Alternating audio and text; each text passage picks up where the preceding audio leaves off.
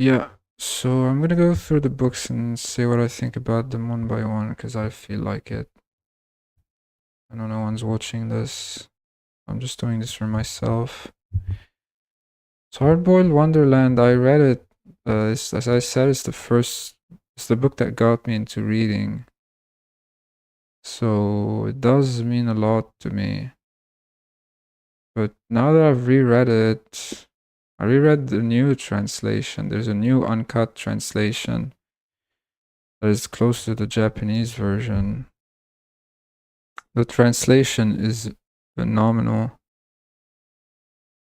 The quality of the prose is just out of this planet, but the book itself, I feel like it doesn't hold up today. It's structured, minor spoiler, it's like structured with alternating chapters. That's why it's called like there's a chapter that takes place in like the hard-boiled Wonderland, and then a chapter that takes place in the end of the world. It's like alternating chapters in two completely different stories. Back when I read it, like it impressed me a lot. Like technically it is very impressive. And it is very special, but it just feels like a bit compared to his later works. Like the books that he's publishing right now is so much more mature. I feel like this one is not as mature as something like the City on its Uncertain Walls, which is a retelling of Hardboiled Wonderland. Yeah, worth reading, but not one of his best books, I would say. Norwegian Wood, I read it a long time ago. I loved it back then. I read it several times. It's closer to a love story. It's different from his usual books. His usual books have a lot of surrealism in them. He like juxtaposes surrealism with the mundane, which is what makes him special. But Norwegian Woods is very different. It's a lot more emotional. Yeah, I have very fond memories of reading Norwegian Wood. Dance, I tried getting into it. I couldn't get into it. Or it might be no. I think I never even tried Dance. I'm getting mixed up. Wonderland Chronicle. It's everyone praised it as like his best book, but for me, it's nowhere near being his best book. It is very ambitious. It's very long and ambitious, but I feel like it loses steam halfway through. It's like one of the rare books where the main character actually has a name. Most of the books, main character does not even have a name. It's like one of the trademarks of Murakami. He's writing in first person with a main character has no name. You feel like Murakami's trying to tell something is, I don't know. Like he feels more involved in the story. It's like he's trying to say something through this novel, but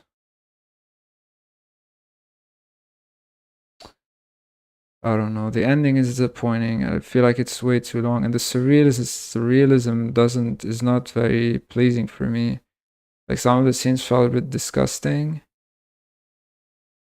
and a lot of the chapters like feel gratuitous. Like they don't add much to the story. Like later on in the book, the book gets quite disjointed. Like the chapters are very different from each other. And they're telling different stories that have nothing to do with each, like they are not directly connected. And it's like I kind of lost interest. But it's worth reading. I mean, I finished it. That speaks for itself. Yeah, very ambitious book, but not his best one. Unlike what everyone says on the internet. Kafka on the Shore, I read it like 13 years ago. I have very fond memories reading it. So I'm looking forward to rereading it at some point. After Dark is very short. It's like a fun little romp. It's written like as if the narrator is holding a camera, which is very odd. It's not to my liking. I don't like gimmicks in books. I don't like gimmicks. But it's fun. It doesn't overstay its welcome. The characters are fun. Some of the scenes are questionable, but it's definitely a fun read for me. And like it's like more of a moody type of book. It's like it focuses more on the atmosphere rather than like having a very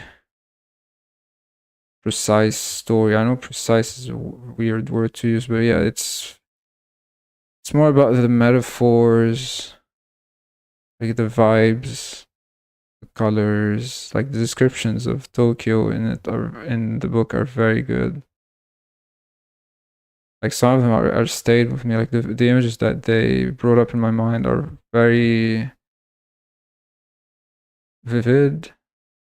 I don't know if that's the word. Yeah, a fun book, and it's very short. It doesn't take too much of your time. On Create 4, I read it 10 years ago. I feel like it might be his masterpiece. It's for me, it's between this and Killing Commendatore. Because first off, it's one of his rare books that are written in third person. And it's got two POVs. And both POVs are very unique. It's like one of the rare books where one of the main characters is female. And the female main character is very interesting. I'm not going to say more about her because I don't want to spoil anything. You should go in blind. Yeah, give this book a shot. You won't regret it. It's very long. It took me a while to read it, but I don't regret it. I do plan on rereading it at some point. I remember the writing in it is very good. I mean, the translation is very good. Like, it's a very immersive book. Like, you read it, like you're transported into this. You're fully transported into the world. You're immersed in it, and both characters are very memorable. Yeah, definitely S tier book for me. S tier book. Colorless, I couldn't get into it. The beginning just threw me off. I did not like the beginning at all. I could not get past like the first chapter. The beginning is I hated the beginning.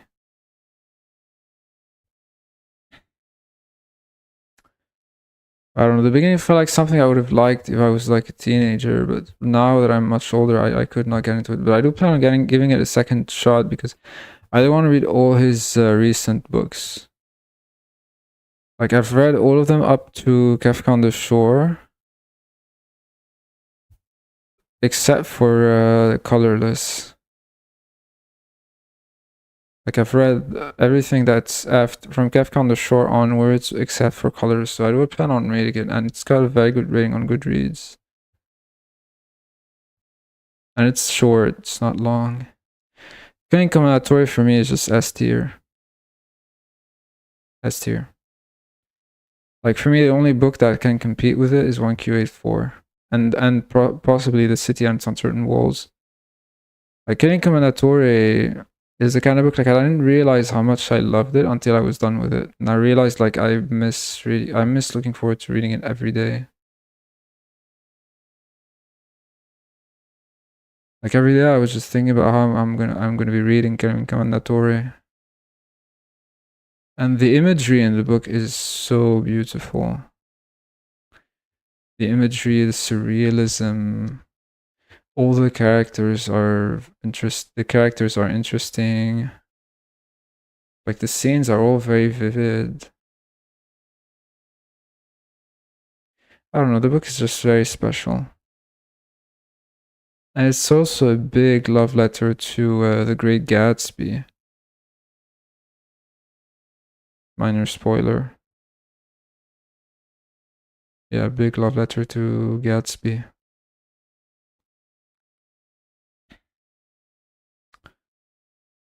Very good book, man. For me, it's just S tier. I don't understand all the hate that it gets. Like, it doesn't have a good rating on Goodreads, and not many people have read it. But I feel like it's because when a writer like writes a book that has an impact, people tend to like focus on that book for forever, and not give his later books a shot. I feel like Commendatore suffers because of that. Yeah, it might be his best book straight up. Yeah, definitely worth reading if you're interested in Murakami. Please give this one. Please give Commendatore a shot. It took me 2 tries to get into the book. First time I tried reading it, I couldn't get into it. But then I gave it a second shot like 2 years later, and now I love this book to pieces. The City and Uncertain Walls is a rewriting of Hard-Boiled Wonderland, and it's so much better. Like, he said it himself. He could not have written this book earlier in his life. It's like now that he's got so much more experience as a writer and as a human being, it's like now he can actually write The City and its Uncertain Walls. It was apparently it was a short story before that he tried turning into a novel, but he couldn't quite do it. He didn't have the life experience and the writing skills needed, but now he felt like he has them, and yeah, it's so good. But it's a very sad book. It's very sad. Like the end, some parts are devastating. Some part like out of nowhere they're devastating. Like I say this and like it's hard to get me to feel something while reading a book, and this book like definitely managed to make me feel something. Like usually I don't feel anything anymore, but this book is very special. Again, the imagery is beautiful, the writing is so good, the translation is impeccable, the characters are interesting. Yeah. I don't know what else can I say, man. Definitely top tier S tier book. S tier books for me are The City and its Uncertain Rules, Killing Commendatore, and 1Q84. Yeah.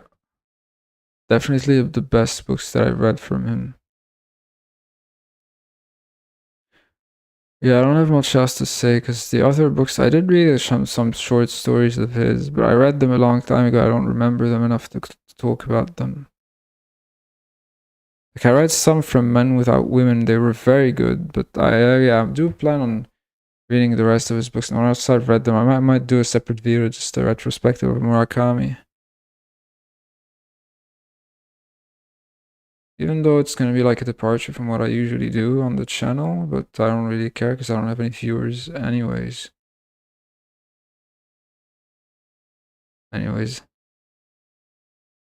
If anyone has made it this far, shoutouts to you. I know no one has. Because no one cares about no one cares about reading or Murakami anymore. Because no one cares about books. So if anyone has made it this far, shoutouts to you. Huge shoutouts to you. Love you. Anyways. Yeah, on this note, I'm just gonna end it here. So as usual, thank you for watching. And take care of yourselves. I'll see you next time. Bye-bye.